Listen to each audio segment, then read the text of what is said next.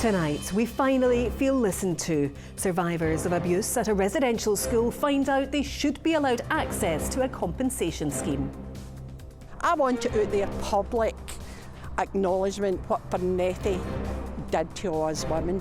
We girls, from 5 years age up to 11 years age, and what they done to us was inhumane. Also making the headlines, the holidaymakers stranded in Turkey a week after an IT outage grounded flights and brought broadcasters, hospitals and businesses to a halt. In sport, Rangers make their 8th summer signing as Václav Černý joins the club on a season-long loan deal.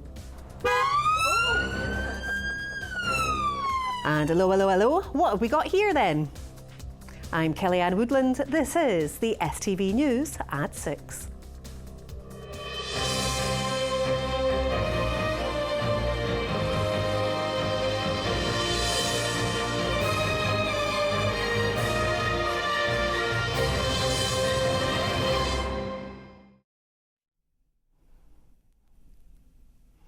Good evening. Survivors of abuse at the Forne House residential school in Angus say they finally feel listened to after a committee of MSPs agreed they should be able to access a compensation scheme.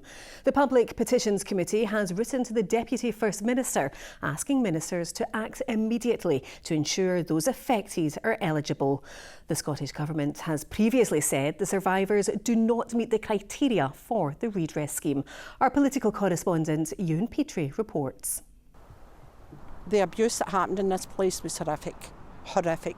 It stayed with all these women all their lives.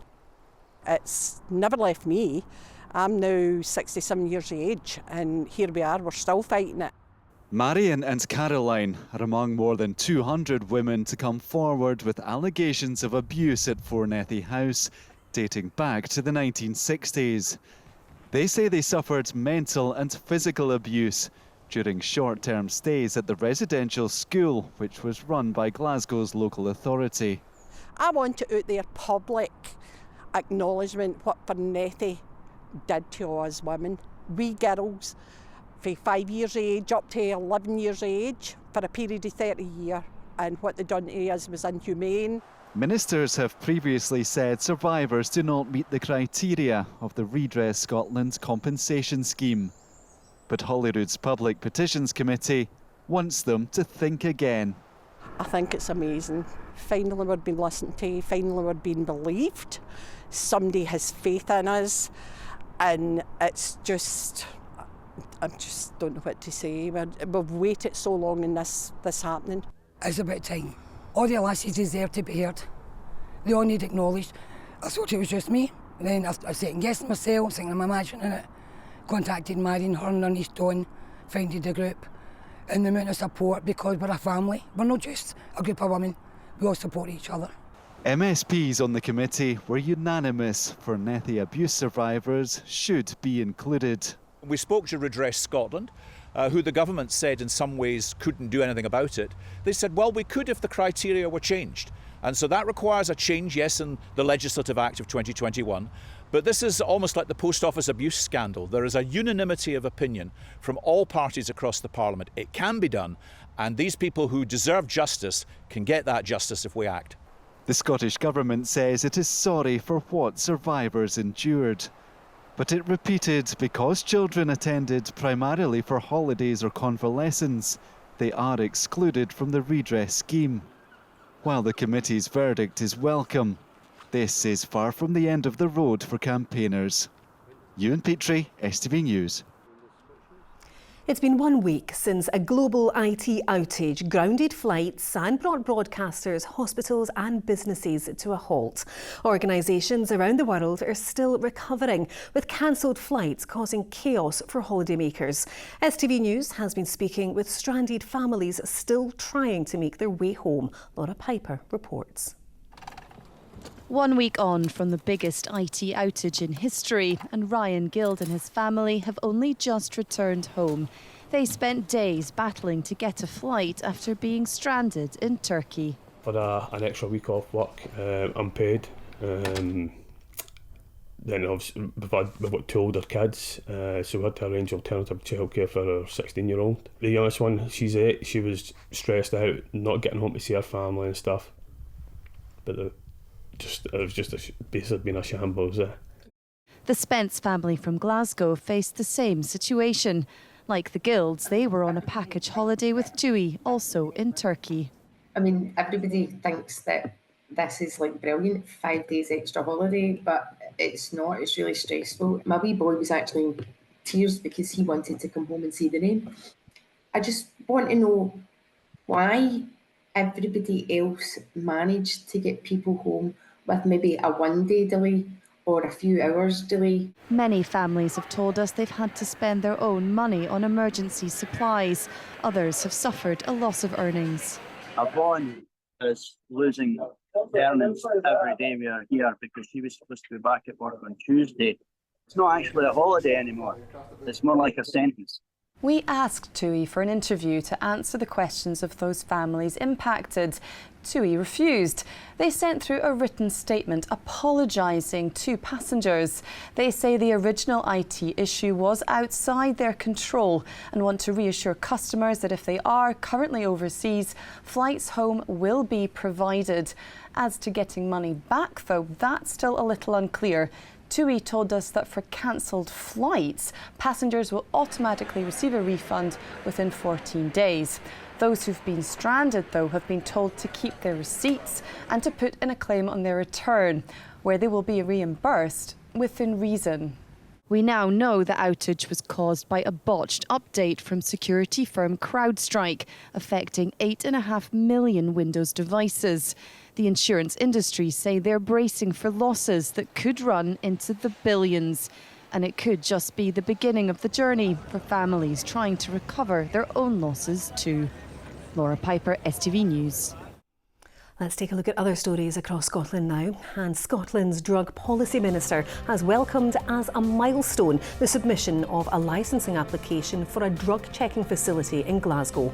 The unit, if approved, will be based at a hub in the east end of the city, where the UK's first official safe drug consumption room is due to open later this year. Relatives of those who died as a result of the infected blood scandal will be able to claim compensation, the UK government has announced. From October, loved ones of those whose death has not yet been recognised will be able to claim payments of £100,000. The infected blood inquiry made the payment recommendations in April last year. Now, drones could be used across Scotland to help people having a cardiac arrest receive quicker treatment. Trials are taking place over the next 2 weeks to test how feasible it would be to use the technology to deliver vital medical equipment such as defibrillators to better deal with Scotland's rural and urban congested areas. Vanessa Kennedy has more. This drone could be used to help restart a heart. Every year, around 8,000 people in Scotland have a cardiac arrest. Now, a project to determine how vital equipment like defibrillators could be delivered to passers-by is being put to the test. Considering every minute counts when somebody's heart is not beating, then there's a possibility that drones can deliver the defibrillator faster. So we will always be there to coach bystanders in CPR. And the idea is that we can send a drone sometimes faster than the ambulance arrives. Drones won't be replacing ambulances. It's just that if they can get there a minute or two faster, that can be the difference between somebody having a life saved and potentially not. As part of the trials, ambulance staff will narrate how to do CPR and use a defibrillator over the phone, while some participants will be given video-assisted guidance. The research carried out will determine how comfortable members of the public feel when accessing and utilising the technology. One of the main benefits is that the drones could assist in hard-to-access areas. We've collaborated with every other health board across Scotland. We've really been ambitious and taken a Once for Scotland approach and worked with the Scottish Ambulance Service to really seek to understand how could this new and emerging technology help the emergency services.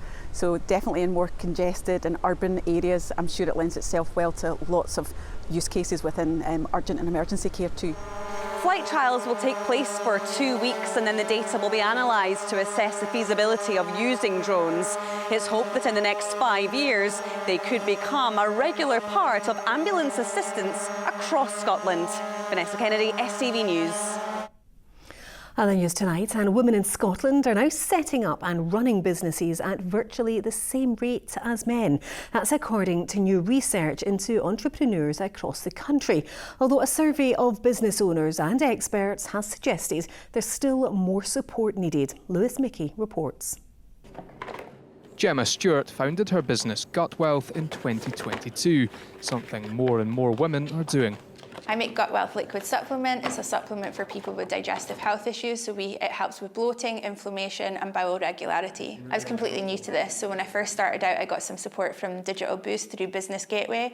As I've grown and developed my business, the Royal Bank of Scotland have been fantastic. They've helped me with co-working space, coaching and a whole lot more. I've been really enjoying being part of their community of growing entrepreneurs. A new cross-university report has found that women were becoming entrepreneurs at virtually the same rate as men last year. For me, the biggest change in the last year is that the agencies are all working together to make it easy for you to pick and choose what helps you grow your business, and I found it to be a massive benefit. The report found the number of women starting or running a business in 2023 was nearly within 1% of the number of men doing the same. It describes this as statistical parity, with the figure far closer than a year before. There were also encouraging signs when it came to the stats for those classified as BAME. Bailey Adiotti's social enterprise Decamai looks to help more people from ethnic minority communities get involved in business. When I grew up, my dad had said to me, we don't know any entrepreneurs, like go and do something else. So even the relatability, finding role models, that's really hard. We always hear about men. You tend to find that people always name the typical ones, Elon Musk and Bill Gates. But when it comes to female entrepreneurs, we're looking for more role models, and that's what seems to be lacking. But there's more women becoming visible, doing amazing things. Experts judge the environment for entrepreneurship in Scotland to be generally mediocre, with support for women evaluated as less than satisfactory. So there's still more work to be done. Lewis Mickey, STV News. Now, it's a decade on from the biggest ever sporting event to be held in Scotland. In 2014, the Commonwealth Games in Glasgow brought about promises of a lasting legacy for sport, local communities and for the country as a whole. But what did it deliver? Well, there was huge sporting success for Scottish athletes, and venues for the events are still used to this day.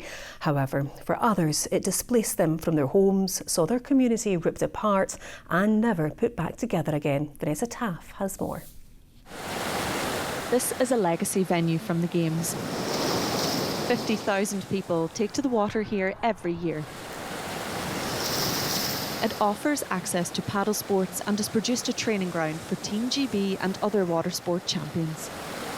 We want to see young people learning kayaking, we want to see skill progression, and we literally have hundreds of thousands of young people coming. So you can come here as a young club grassroots paddler and go all the way to performance sport on site at Pinkston, or you could come because really school isn't for you and you want to come and learn, you want to come and volunteer, you want to come and join in. So we are genuinely open to all young people across the city.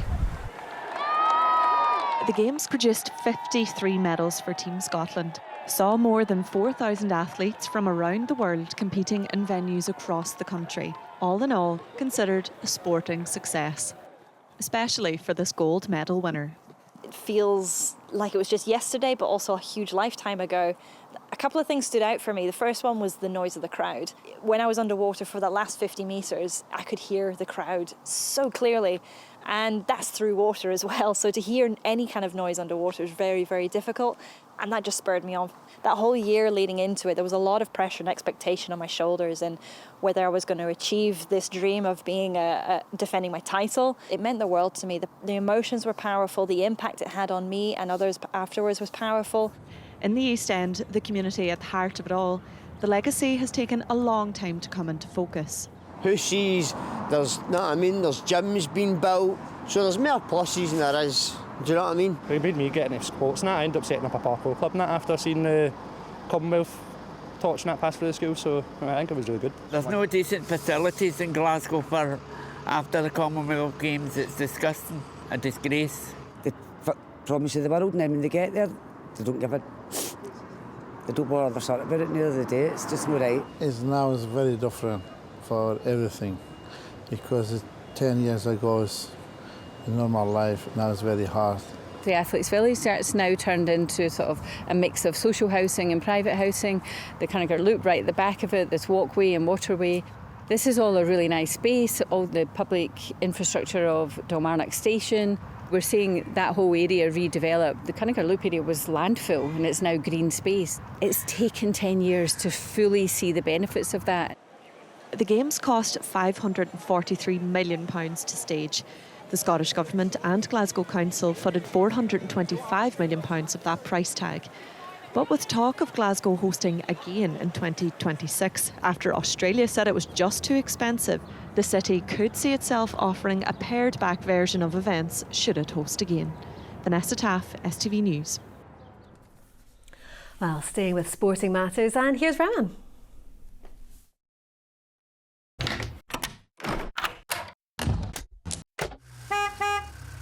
STV Sport, sponsored by the C.R. Smith Summer Sale. Good evening. Vaclav Černý says he can't wait to get his Rangers career started after joining the Ibrox club on a season-long loan deal from Wolfsburg. The winger, who has been capped 17 times by the Czech Republic, becomes Rangers' 8th summer signing. Philippe Clement says Černý is an exciting player who will strengthen the team's attacking options. The SFA's new head of referees admits there's room for improvement within officiating in Scottish football and says he'll do all he can to drive forward refereeing at every level of the game. Willie Collum also insists he enjoys a very positive relationship with Rangers, that after the Ibrox club wanted him removed from taking charge of their matches last season.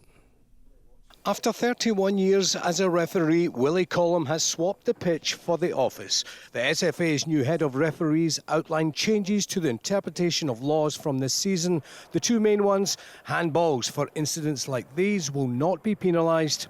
And the SFA are adopting a similar approach to officiating at the Euros, where captains can speak to the referee, but players will be disciplined if they surround an official. When referees make mistakes, they are subject to criticism, and some people out there, many people out there, think the standard of refereeing in Scotland isn't very good. What would you say to that? I would say that people are right to criticise. There's been some criticism that's been absolutely justified. I sometimes think there's been criticised put away that's not justified. We know there's room for improvement. The top levels and the top level referees in this country know there's room for improvement. I know there's room for improvement, and we'll strive to make these improvements, as we go through the season. Last season, Rangers asked for Collum not to officiate in their games. He was the VAR during December's Old Firm derby. The Ibrox side were angered they weren't awarded a penalty. Footage later emerged showing an offside in the build-up, so no spot kick could have been awarded.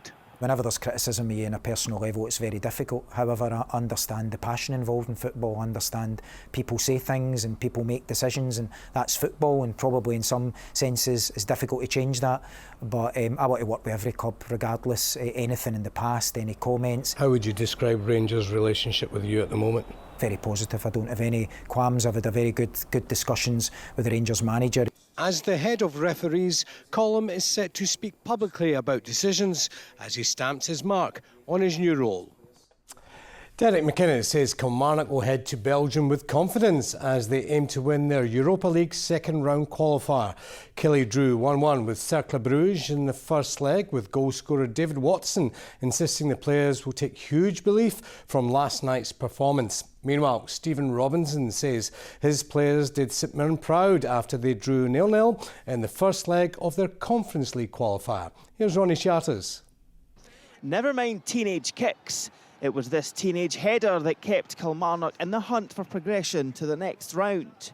David Watson inadvertently finding the equaliser against Cercle Bruges. You can feel it in the stands, you can feel it in the group, that there's a big belief that we've got the players in there and the mentality to go over there and win game. I feel like we had chances to go and win that, so I think that gives us confidence going into the next game over there and knowing that we can cause some problems and create chances. A sold-out Rugby Park was rocking as the second qualifying round got underway, and Kyle Vassell was close to the opener. inside just 10 seconds. New signing Robbie McCrory was quick to react in the Kelly goal as the Belgians showed their threat. And in the second half, it was the visitors who took the lead. It's a terrific goal, and that stuns Rugby Park. Stuart Finlay thought he'd equalise from this header, but the ball had crossed the line from the corner kick. But Kelly would strike back soon after. That's what they needed. That is exactly what they needed. Kyle Vassell's header deflected off Watson to make it 1-1. The Ayrshire side almost won it with a strike from Fraser Murray, but it remained all level, setting up an intriguing second leg. We're there to win it. We have to take the belief from tonight, take the fitness from tonight. We'll have Mally Watkins back available to us, which I think will help us. We're top goal scorer.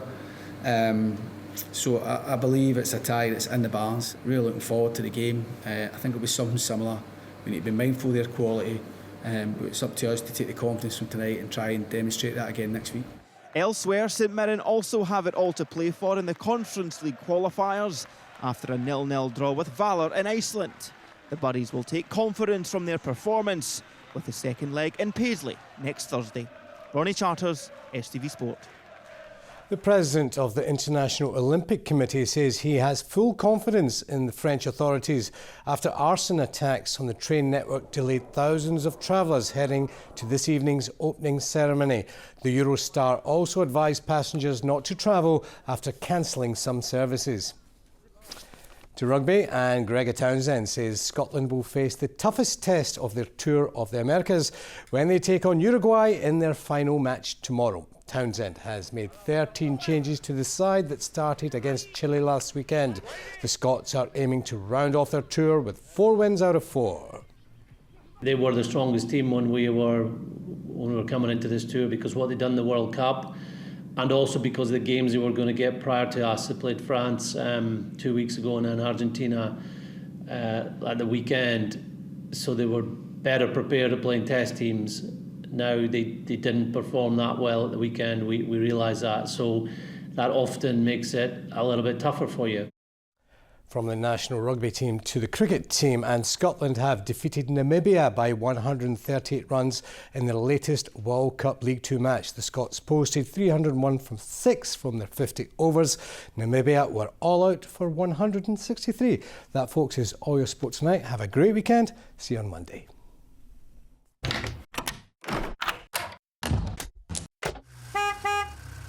STV Sport, sponsored by the C.R. Smith Summer Sale. Well, as Rahman said, we're heading for the weekend, so let's get the forecast now from Philip. A spell of wows will gradually settle into a scattering of traditional tapas.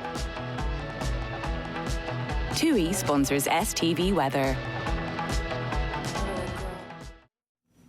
Hello and a very good evening to you. Throughout today, generally, we've seen a mixture of sunshine and scattered showers. That same theme continues as we head into the first half of the weekend, all thanks to low pressure just to the north of us. That low pressure is pushing in fronts, and those fronts are bubbling up the showers. Through Sunday, though, high pressure starts to build in from the south and the southwest, so it will be a drier and brighter end to the weekend, but we'll get to that in just a minute. Back to just now, to begin this evening, we are continuing to see some of those showers around that we've seen through the course of the afternoon. Gradually, though, those are starting to fade out, and for many of us it's turning largely dry through the second half of the night. We'll see some clear spells where we've got the clear conditions, could lead to some mist and fog patches, particularly in the Glens, with temperatures similar to last night, getting down to around 5 or 6 degrees Celsius. For most towns and cities, though, staying in double figures.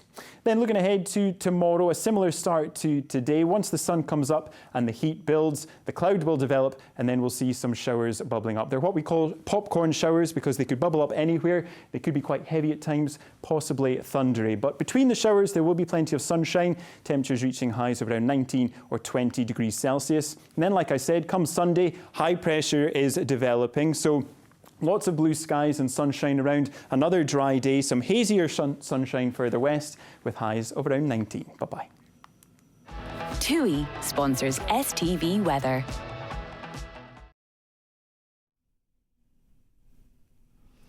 Now, the Edinburgh Fringe gets underway next week and sees the return of a familiar face, funny man and host of The Last Leg, Adam Hills. Our entertainment reporter Laura Boyd met the comedian to find out what festival goers can expect from his latest show, Shoes Half Full. How much do you love Edinburgh, first of all? So much so that one year, I'm pretty sure it was at the end of the year, the List magazine put out, their top 10 favourite Scottish people of the year, and I was in the list. What? You're one of us? I was so proud. Tell me about Shoes Half Full. It's a show about how much shouting there is in the world at the moment, about a variety of issues, whether it be on Twitter or whatever you call it now. And it's kind of about just having a calm head in amongst all of that. Yeah. Because I do have a pretty positive attitude. Before people found out about my prosthetic foot, they used to be kind of skeptical of why I was positive. I think what they were thinking was, yeah, it's fine for you to be positive, but what do you know about life? What issues have you ever faced?